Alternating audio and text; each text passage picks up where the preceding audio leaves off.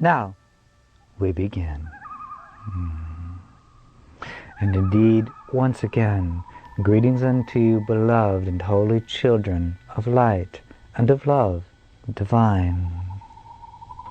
As always, I come forth to abide with you in perfect trust, in perfect acceptance, and in perfect peace. As always, I come forth to abide with you from that place which we share eternally as the one and only begotten Son of God. I am therefore that mind which whispers to you in each moment of your inspiration. I am indeed then that mind that sneaks into your mind in the space between two fearful thoughts and reminds you of the truth that sets you free. Once I was a man, that is, just like you. I once turned my attention and became identified with a unique being that was birthed in time and faded away from time, and I walked upon your plane as all men and women do. But as I walked upon your planet, I began to ponder the meaning of creation, the purpose of my very existence. And while others seem to be gleefully caught up in, or at least surrendered to, the ways of the world, seeking out their momentary distractions, their attempts to gain and control as much wealth as they could, and all of the rest, I would often wander off alone to sit beneath the trees beside a flowing stream, to try to unlock the mystery that shows forth itself as the beauty of a flower, to try to see the power that revealed itself as the wind that would dance across the grasses, to count the sparkling diamonds shimmering across the surface of a lake as the morning sun arose to shine its light upon it.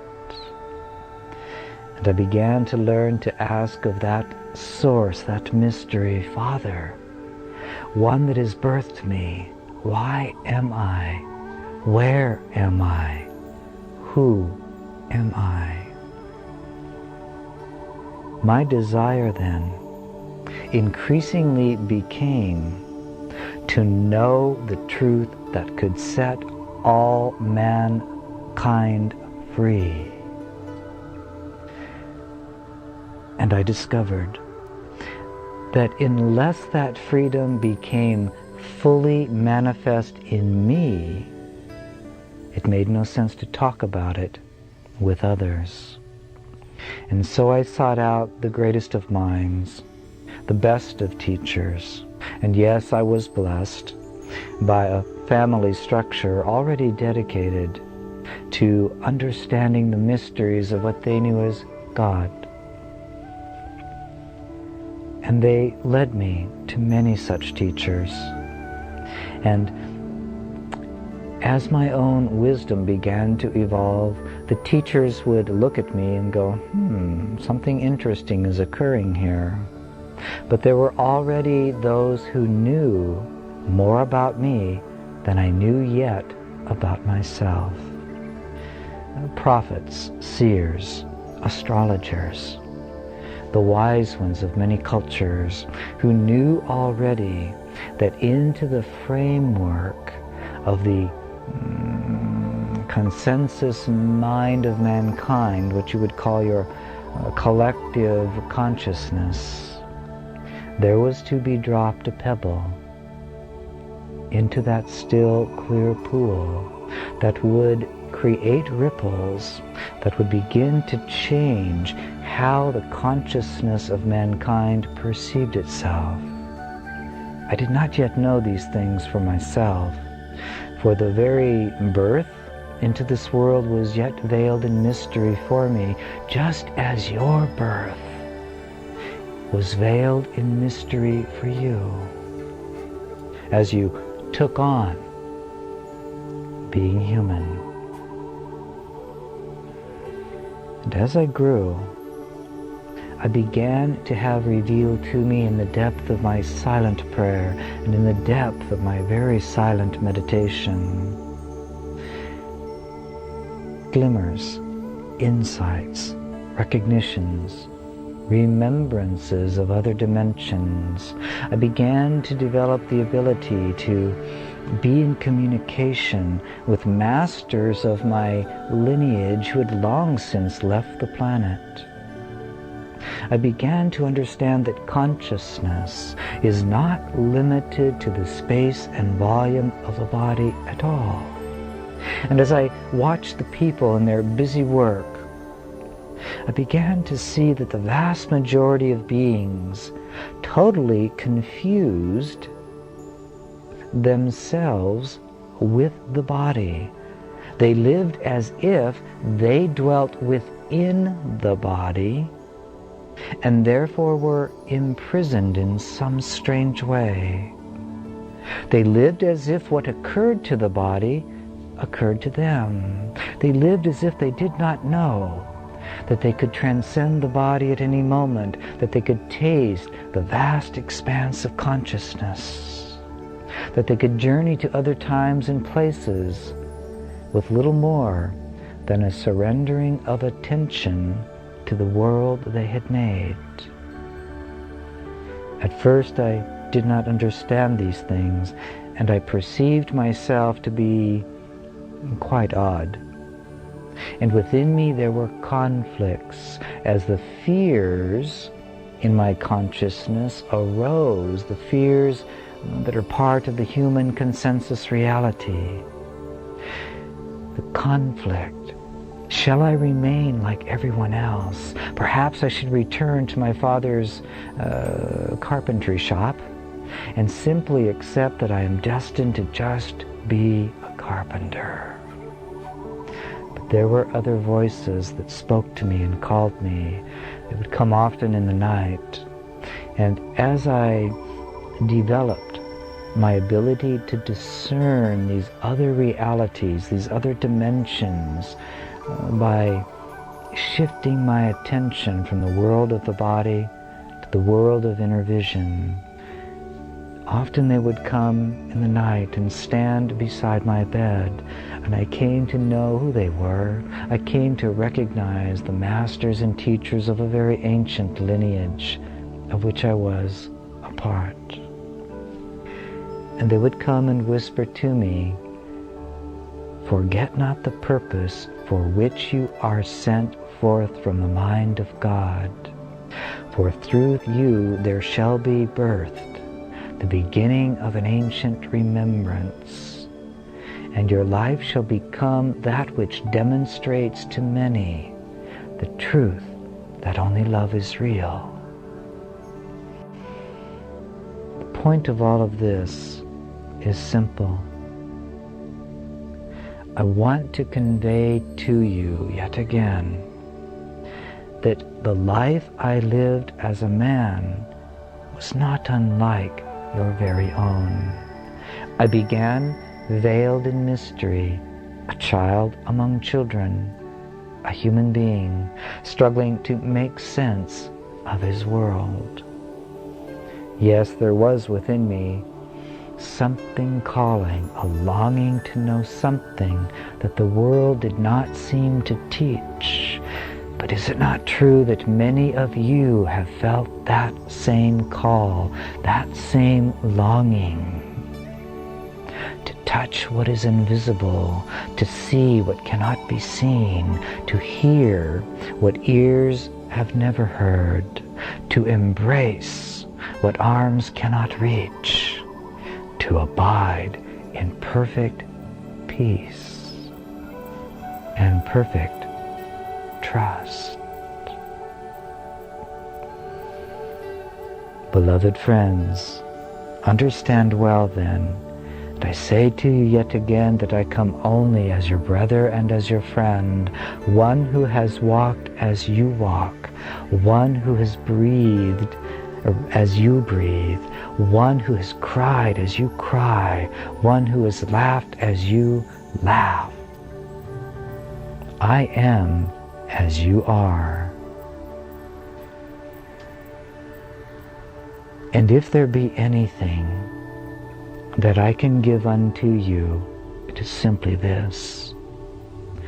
As you look upon your life and every event that unfolds within it, every time you feel that you have failed, every time that you become conflicted, every time you're sure that you'll never be able to transcend all of these ups and downs and emotional waves that seem to come with living in your world, remember, I have overcome the world.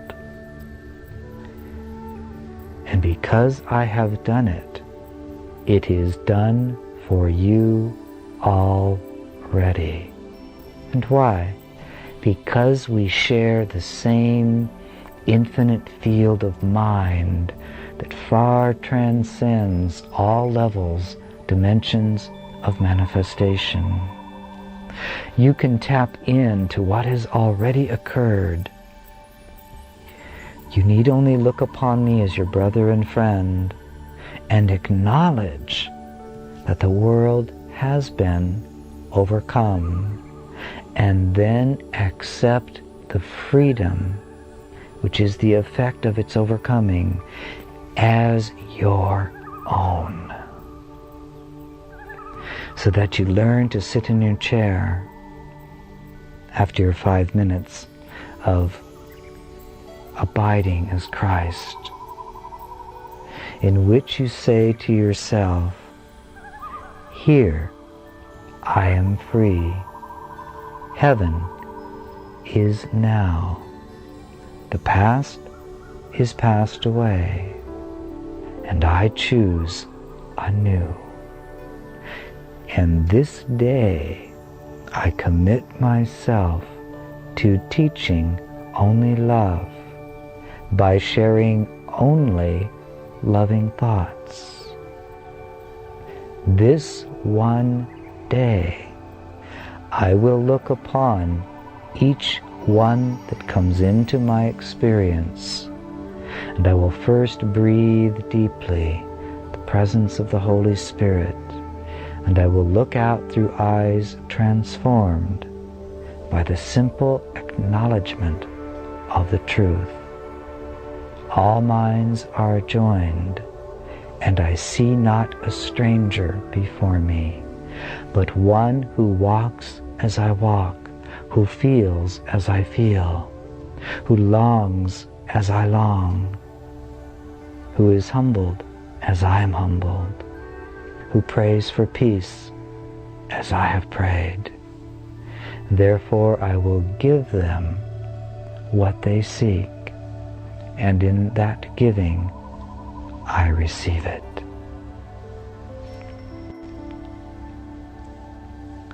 The way is so simple and so easy that the mind of the world overlooks it. It simply cannot be. But that which is simple seems impossible to that which insists on complexity. And a mind that insists on conflict simply cannot accept that there is another way. And yet what waits before you then is simply this.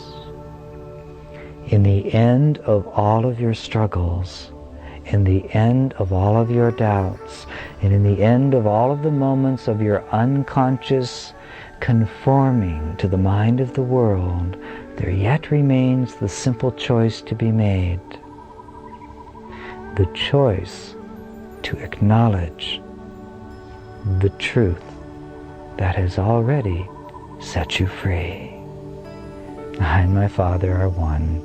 It's been that way forever 'Twas accomplished in the being of Jeshua ben Joseph, who revealed to me the truth of myself, because he loved me. And if he can do it, I can do it. And even in this moment, I accept my destiny to walk this earth awake and at peace, in mastery and not in fear. And I begin my ministry now. For who can you seek that can heal you? Who can you discover that can bring some form of magic to you that can overcome your resistance to the truth? Look high and low and you will not find them. Seek forever and you will remain a seeker forever. For the truth is set within your heart, and all power under heaven and earth is given unto you. 'Tis that power that changes the momentum of the mind and heals every wounded perception. In the end then of all seeking, you must look into the mirror and decide to be the one who heals themselves. You are the one who decides from infinite freedom how to use the power of your mind in each moment. And therefore, the only question that a seeker of truth really truly need ask themselves is this: would I know conflict or peace? Would I be right or happy? Would I see the complete neutrality of all events in this world as wisps of a dream, being birthed and passing away? Would I see myself whole and complete? For as I look upon the world, I have judged myself. And as I look upon myself, I judge the world. This was the simple secret that I once discovered when I walked upon your planet.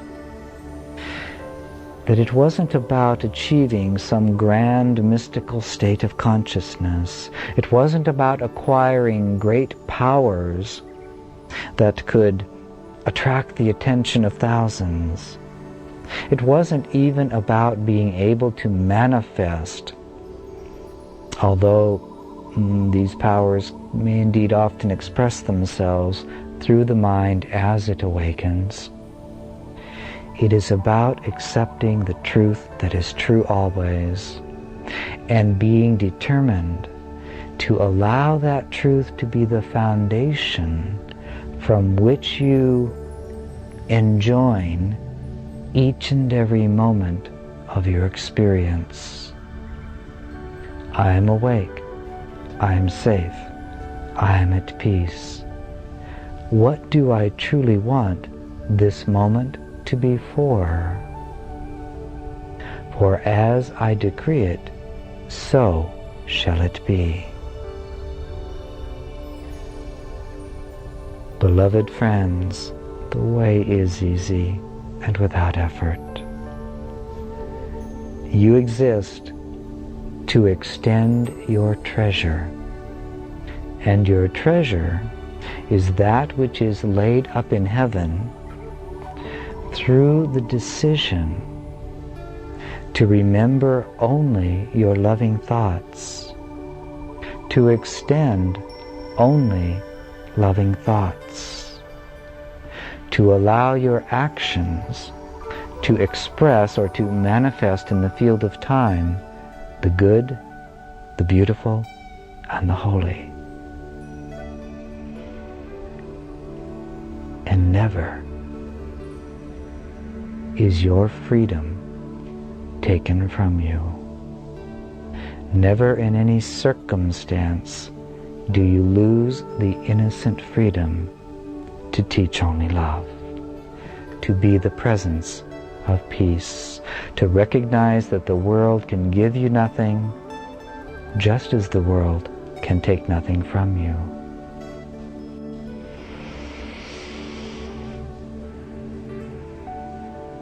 When a child goes through a shift of awareness, you call it a maturation process, there comes a point, not by struggle, not by design, not by much processing, not by any manner of strategies.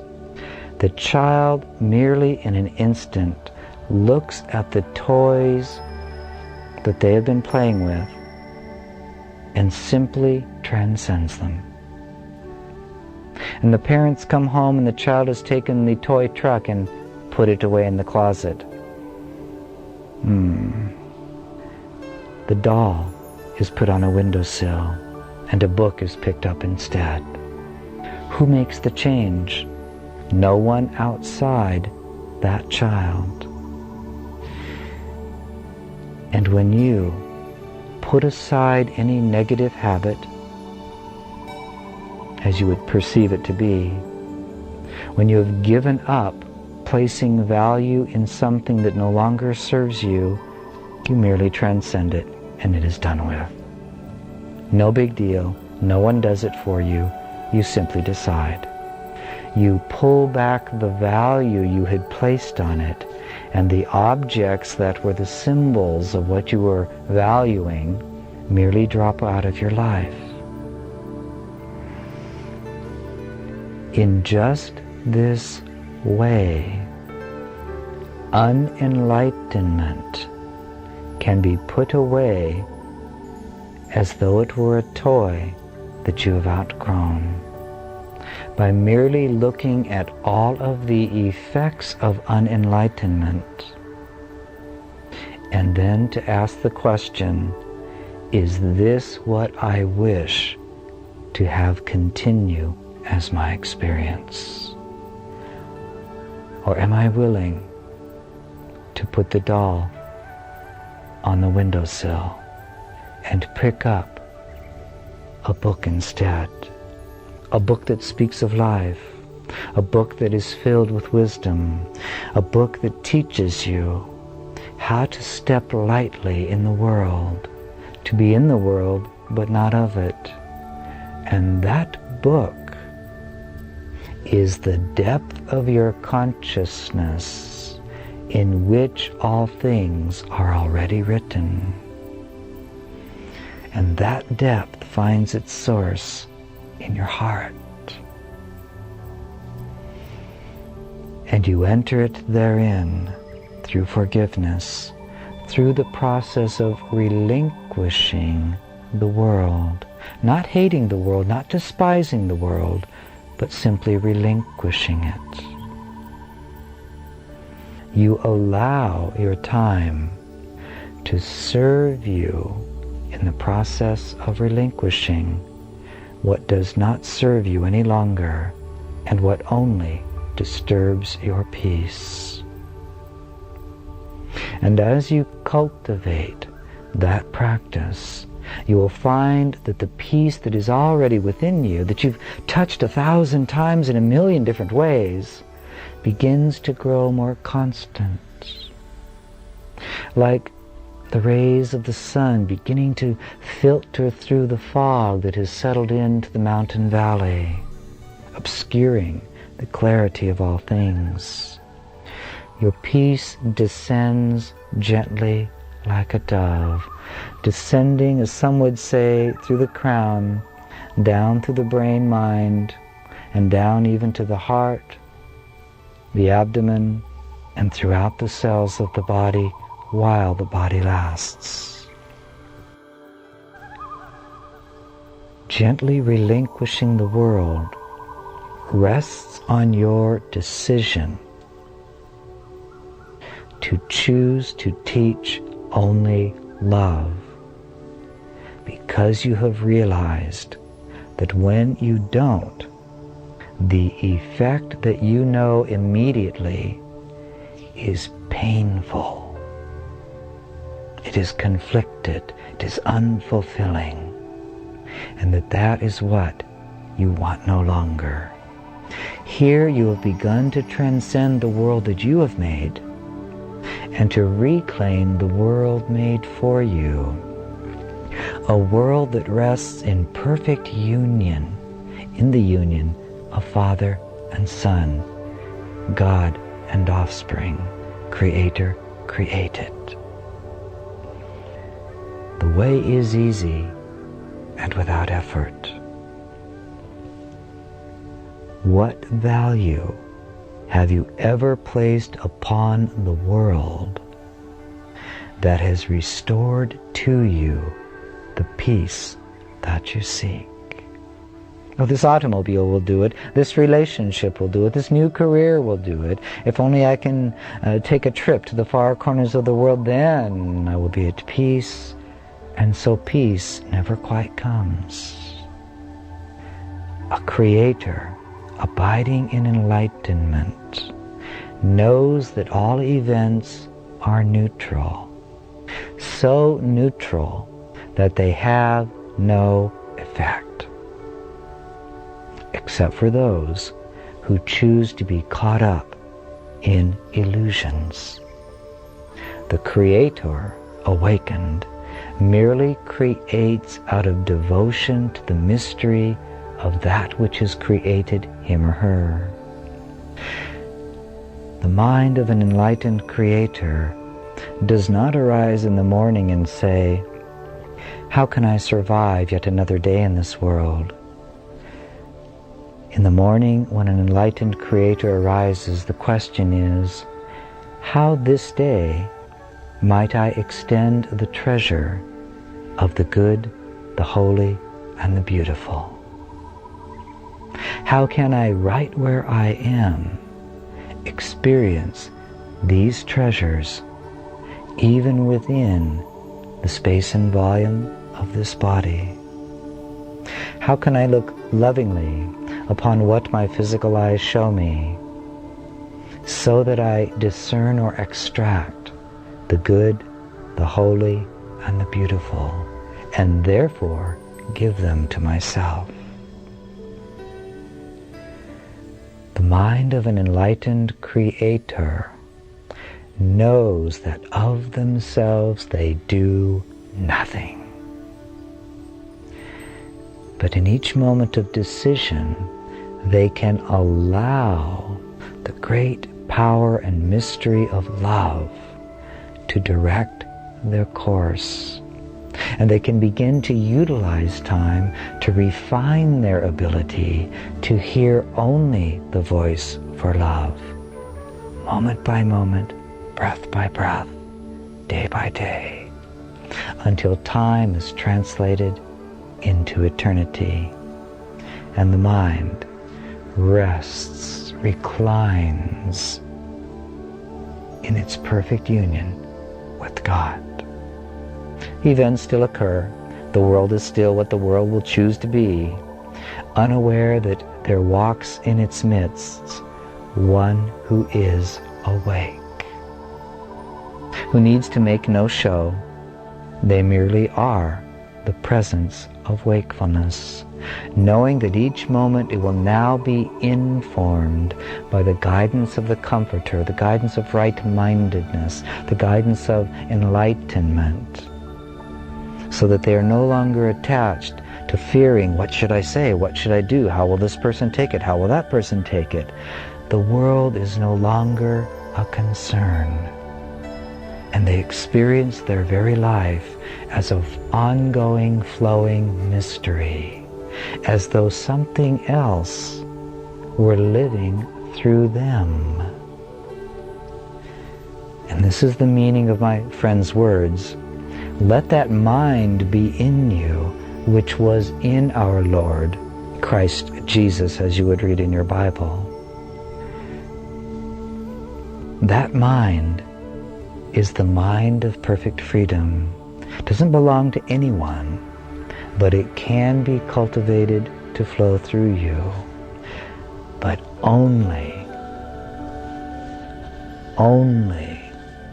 if every fiber of your beingness is wholly committed to holiness. You can't leave a finger outside and get to heaven. All of your mind, all of your energy, all of your gifts, all of your very awareness must become committed to being the presence of peace. And this is what no one can do for you. Sitting at the feet of enlightened teachers, listening to me on your tape or your video will not do it for you. And the wisest of students are those that hear the word and put it into practice diligently for themselves. Not for their mother, not for their father, not for their spouse, not for their brother, not for their sister, not for the sake of the planet, not for the sake of the universe, not for the sake of the new dawn that is coming, not for the sake of anything but themselves. For their self is what God created. And that self calls out to you to honor it by separating yourself from the illusions that you have allowed to make a home in your mind and being wholly committed to teaching only love. There is no other way. Yes, you can learn to sit in meditation and allow the mind and body to float free, to relax. Yes, you can learn rituals that help to focus your attention so that you remember what you're committed to and the distractions of the world don't seem to quite catch you or hook you as much. There are many strategies that you can enjoy and experience, but in the end, it is only this: a quiet choice within that no one recognizes, that no one sees, that no one hears.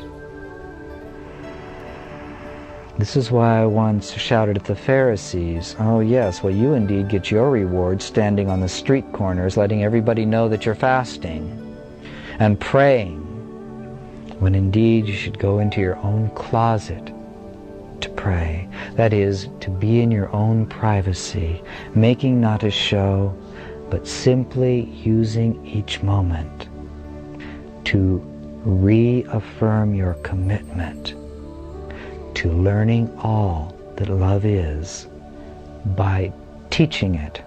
And by the word teach, I mean simply that you choose to express only love in each moment. Forgiveness is an act through which you learn what love is, that carries you into a transcendence of the world. Sharing only loving thoughts, supporting thoughts, as you look gently upon the Christ in another, is a way that takes you into the transcendence of the world. Looking upon all things of this world and seeing their perfect harmlessness, their lack of ability to constrain you or imprison you, is a way that takes you beyond the world. And yet all of these things rest on the practice of seeking first the kingdom, which means not to believe in me, not to have some theological notion about what God is, not to adhere to a certain religion or a certain church doctrine. The kingdom of heaven is within you. It is the very power of choice. Which pebble will you drop in to the pool of your consciousness? Imagine reaching a point where just prior to every action that you engage, without ritual, without difficulty, without the grand shows and displays, the burning of the much incense and the lighting of the 40 million candles, and all of the Gregorian chants or the rock and roll or whatever you choose, without any of it, in the silent temple of your heart, you make a simple choice. In this moment, I'm going to discover what it means to teach only love. It might be a simple smile. It might be to let your eyes gaze at the beauty of a flower and go, ah, it is very good. It might be to eat your breakfast and actually be there while you're eating it, instead of letting your mind be running about to the office. Here, beloved friends, is the way to the truth that sets you free. You must absolutely become wholly committed to being awake for no other reason than that you have realized you have no other choice. You've already made them all and they've only led to pain. That yourself is calling out to be recognized for what it is. An awakened master, the presence of Christ in you that would inform every step, inform every decision, inform the quality of your perception, inform the very nature of your forever expanding, transparent consciousness. For it is your consciousness alone that can reach out and embrace all created things until you literally realize that all things have arisen from within you. That's how big you are. That's how grand you are. And why? Because that's all you are. You are the ocean from which waves and waves of dimensions and worlds have arisen. That mind is what you are required to let be in you, even as once it was within me as I walked upon your earth. Do not make it difficult.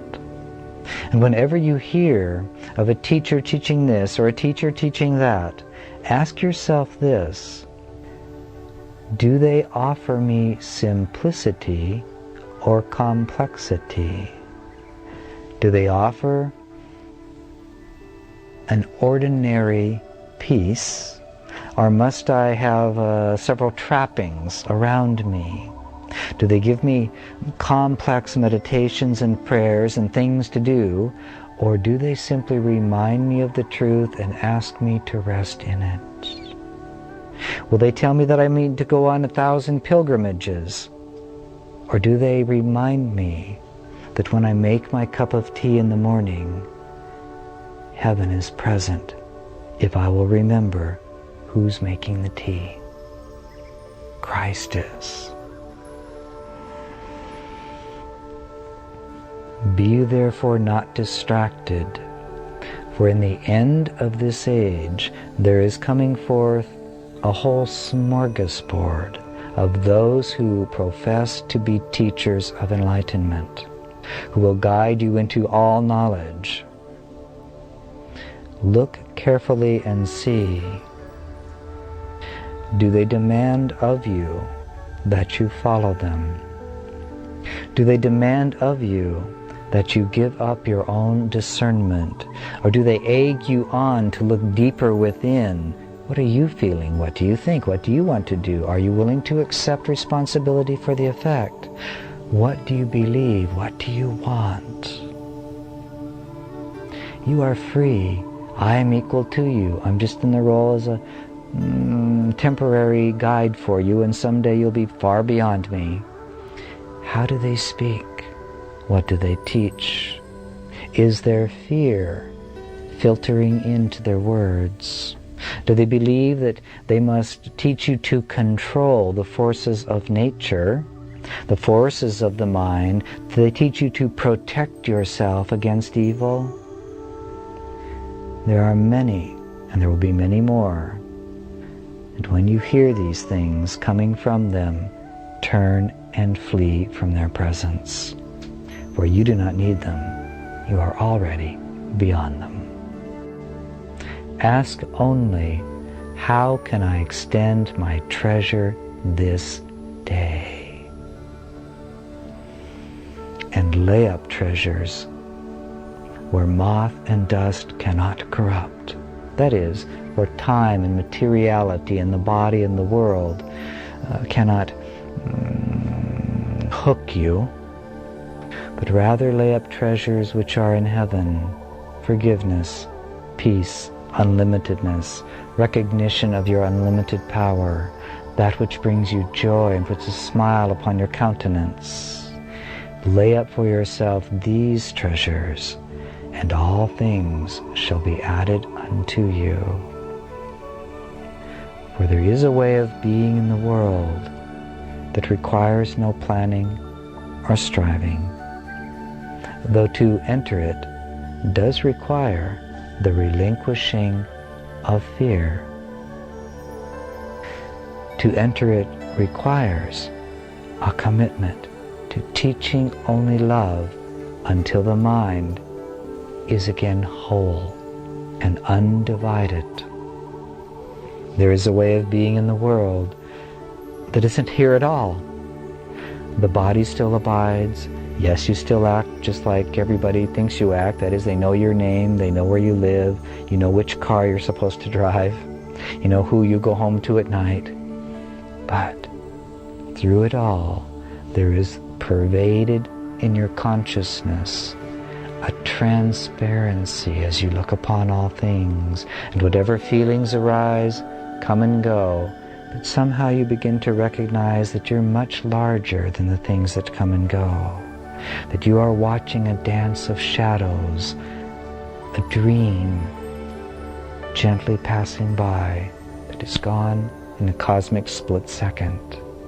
This does not become a way in which you deny your experience, but it gives you the freedom to embrace it and live it totally, with passion, with purpose, with power, and in perfect freedom.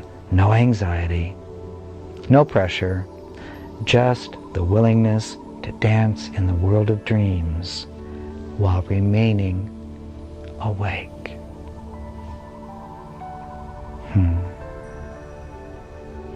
For those of you that are hearing this message in a consecutive manner, if indeed you've been putting your 5 minutes into practice, you are already carrying yourself closer and closer, or perhaps more and more deeply, into the transparency I'm describing for you. And that transparency grows to a point, you might think of it as a critical mass, when suddenly you as a beingness can no longer even hold the thought of yourself as a body in space and time. And then the body simply dissolves away. And your consciousness will never experience the limitations of the body again. But you will bring the joys that bodily experience taught you of with you, for they are imprinted in your consciousness forever. This earth is a beautiful place, but it is a pale reflection only of the radiant, transcendent beauty of the good and the holy that pervades my Father's creation. Love it, embrace it, thank it, but do not cling to it. Learn then to teach only love. And now, by way of building on what you've been doing, we would simply ask you to add this very simple practice. When you sit in your chair for 5 minutes, abiding as Christ, remembering the truth that has set you free, begin to ask yourself the simple question: this day, how can I extend my treasure? How can I add to that which I am storing up in the heaven of my consciousness. And immediately you'll begin to get pictures. An old friend who needs a phone call, someone to write a letter to. It could be something as simple as picking up your cat, placing it upon your lap, and seeing all of infinity in that living being, and feeling the joy that comes as you run your hand along its fur. It could be something as grand as going to your Washington, D.C. in order to send a blessing to your president. It doesn't matter what it is, because that voice of love will be guiding your actions.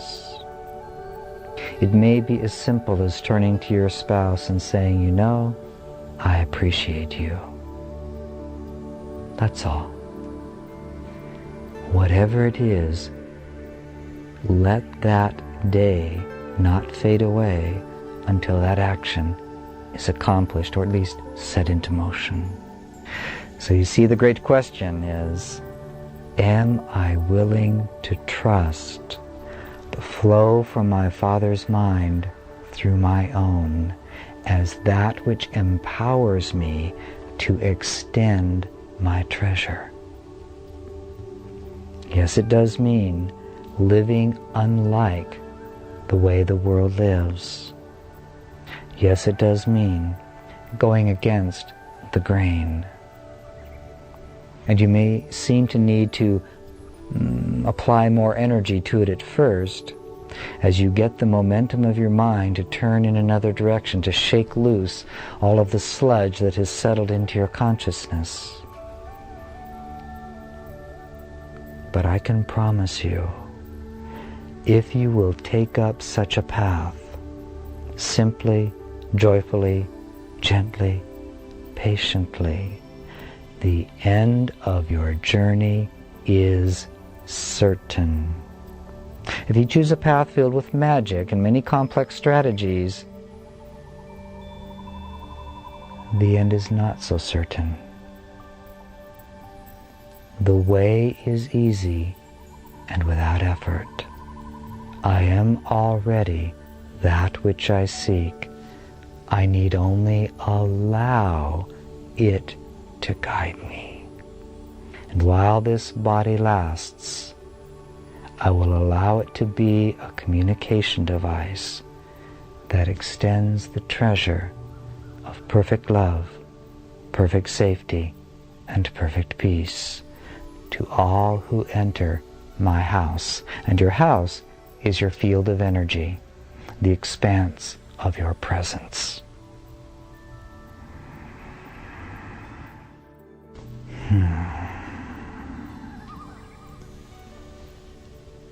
And lastly, we would suggest that you do this, especially those who will be engaging this process in a consecutive monthly manner, to do this until the time of what you call your Christmas celebration. Toward the end of your 5 minutes, look at yourself from within your mind's eye, as though from the last Christmas until this you have journeyed around a circle. You have journeyed through many astrological houses, many influences of energy. You have engaged yourself in relationship with countless brothers and sisters. You've had thousands of visions and dreams and revelations come to your consciousness.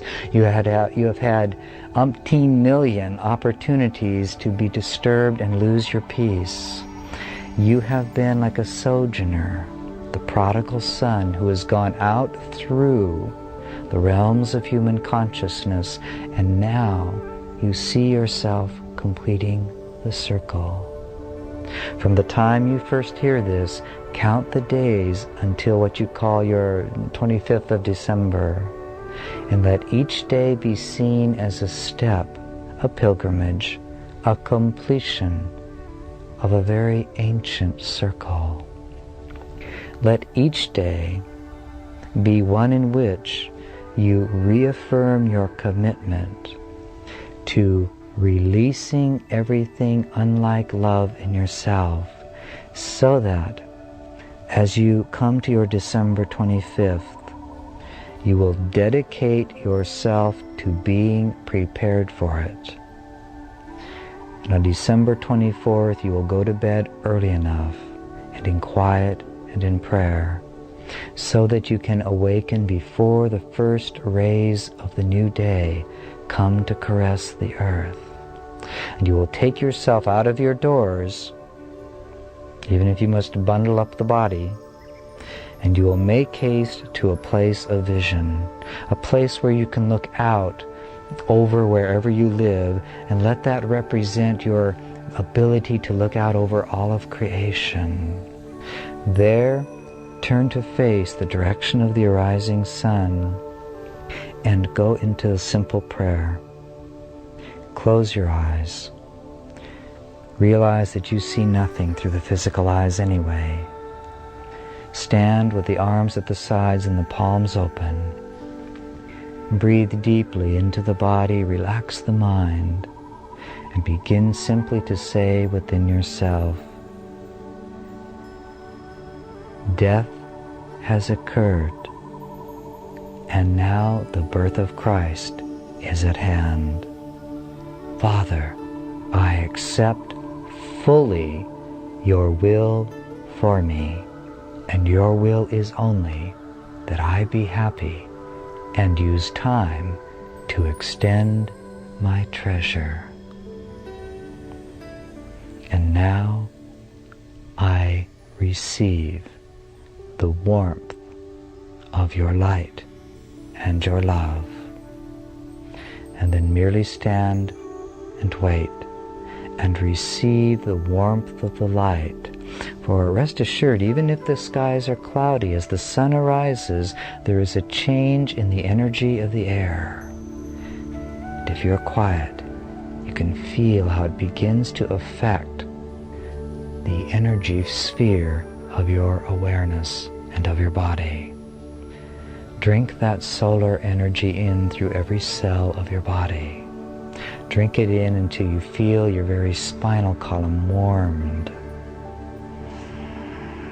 And when the whole body, from the crown of the head to the tips of the toes and down through each finger, is filled with light, then gently open the eyes of Christ and let yourself see a new world, a new creation, a new beginning. Now the journey to the kingdom is over, and the journey within it can begin. Graduate school is just around the corner. So, your instruction is given, and to those of you that may hear these words in some distant time frame, the same truth applies. Listen well to what has been given, for we have been stepping into some very simple but very powerful initiations that were once given to me as I too awakened to the reality that only Christ dwells within me.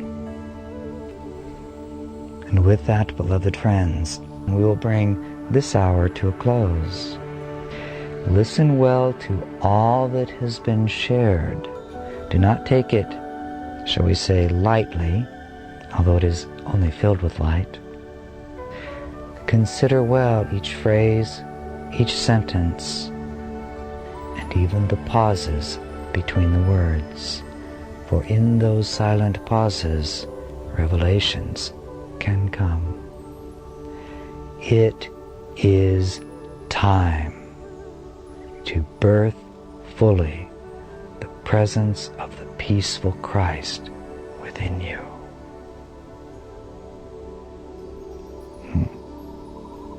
And when you journey back down to your home on that December 25th morning, do something that celebrates your birthday. not mine, yours. I can handle taking care of my own celebration. And then be joyous and celebrate in whatever way you wish. And know that the new age, the new day has dawned. And never again will you ever be able to convince yourself that there is an excuse for believing in anything that is less than an enlightened, Christed consciousness.